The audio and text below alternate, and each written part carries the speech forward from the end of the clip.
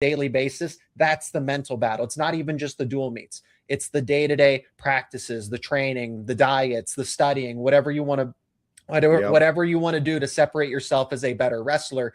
A lot of these guys are involved in freestyle.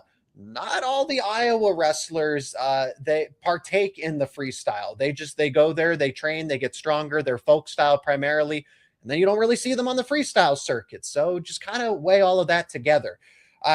As we wrap up this conversation, Jeff, and we bring it to the present here, Penn State's going to wrestle Indiana and Maryland this weekend. There's really not much to analyze per se. These are dual meets that Penn State should sweep across the board 10-0.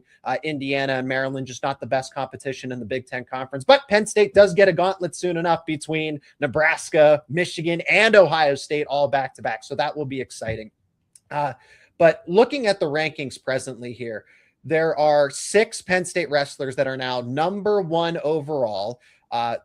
Now, I won't say, surprisingly enough, Marcus Blaze. No, Marcus Blaze is in the top 5. PJ Duke, though, that is one where I could say maybe he should be number 1, but I guess there is precedent here with Brandon Cannon, and Caleb Larkin's been really good over at Arizona State. So PJ Duke does come in at number 3, and we know that Braden Davis at 141, just getting situated, in Cole Mirasola at heavyweight are just outside of the top 10 of the rankings, but they're right there. They're right on the doorstep of being inside the top 10. And Jeff, it just once again backs up what we're talking about, what we spend the past 20 plus minutes analyzing about, Penn State's so successful.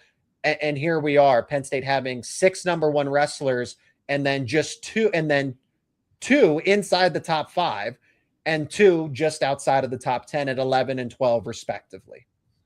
Yeah, and I mean, listen, there's, work to be done here, but the expectation certainly at this point is that Penn State will have 8 starters undefeated into February, which is, again, just nuts to think about when you're facing the type of competition that Penn State does, and you're wrestling in a conference like the Big Ten. And I understand that it's, the schedule is a little backloaded this year in terms of the conference duels.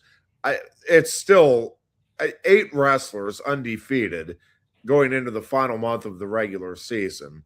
It's just absurd. I mean, it's regardless of the competition. And again, Penn State has faced across the board some very good competition at each of the weight classes. So